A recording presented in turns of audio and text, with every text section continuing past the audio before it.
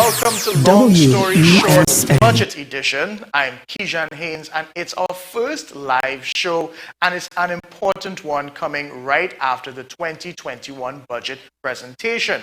And if I had to find a way to describe it, think of it like the bikini wax budget. So Colm Imber just ripped the strip and told us, look, it's going to hurt now, but you're going to be so beautiful later.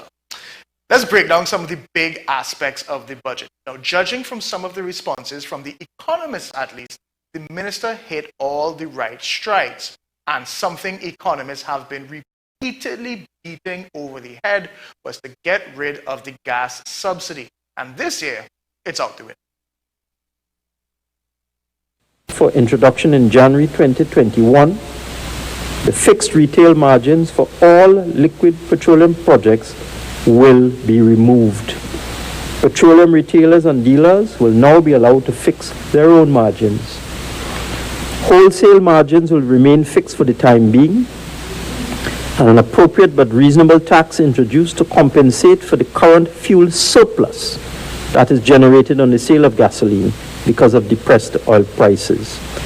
The net result should be little or no increase in the price of motor fuels at current oil prices. However, it must be noted that if the price of oil recovers, the price of gasoline and diesel will naturally increase proportionately. That announcement was like cancelling Carnival. So we've known this removal of the gas subsidy was coming, but it still hurts to hear it. Now, this is such a weird time to be alive because we want oil prices to go up because it means more revenue for the country. But if it goes up, that means we pay more for gas.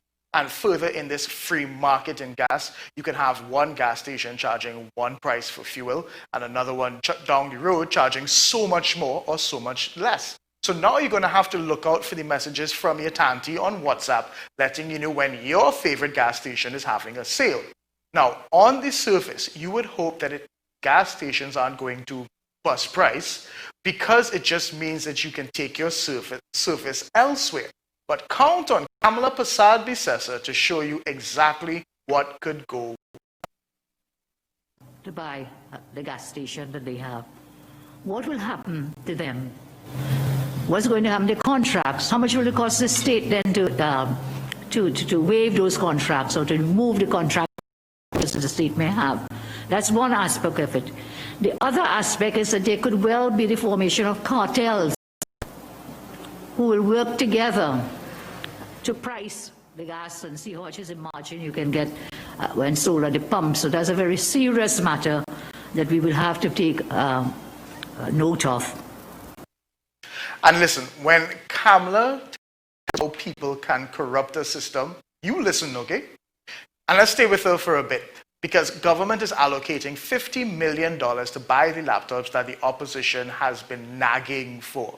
But count on Kamala to count exactly how many laptops can be bought with that money. And she had an interesting way that we could reallocate funds.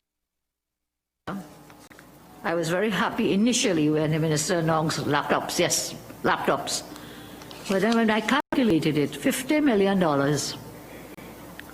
at a laptop cost of about $3,000 each will give us about 16,666 laptops. But the government had said, the administration had told the country that 65,000 students were without laptops. So that would mean there's still 48,333 children who would be without laptops. Maybe it might have been better that he took the money that he's spending to buy the land in Tobago for the airport.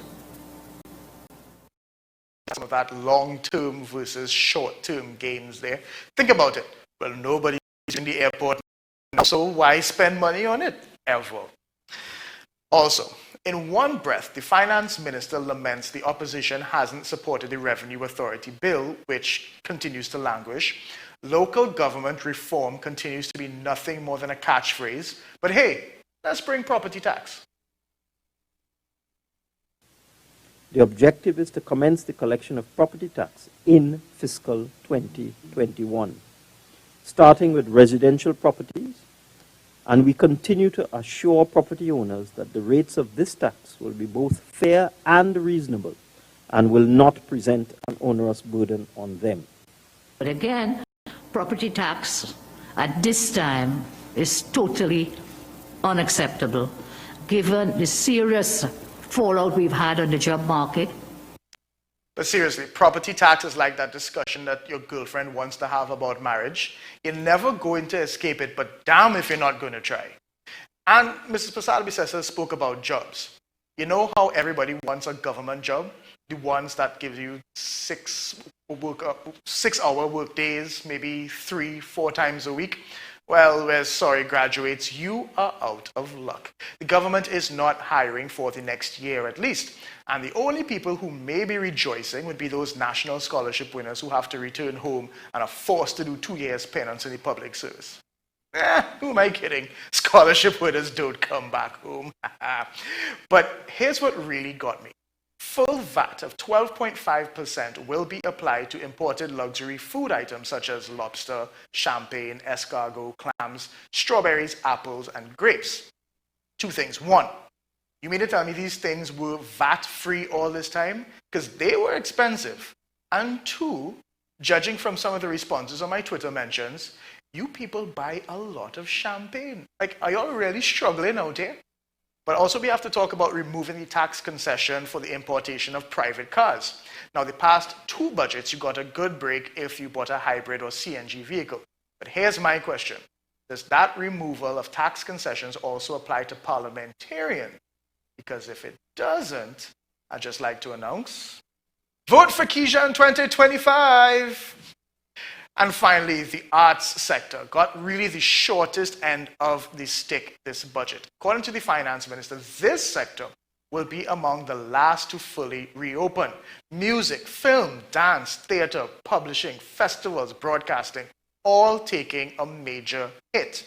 The good news, though, is that he's given he's given taxes. What was in the budget for the arts sector? To cushion the fallout, artists have received and are eligible to receive short-term income relief of $5,000 as part of our COVID-19 relief program in recognition of their continued inactivity. I would say now that the salary relief grant and income support grant programs will also be extended to December 2020 for workers in this industry, creative and cultural industry, among others in a similar situation, to provide further financial support where applicable. Industry is so screwed. Maybe this wasn't the best time to open a new TV station.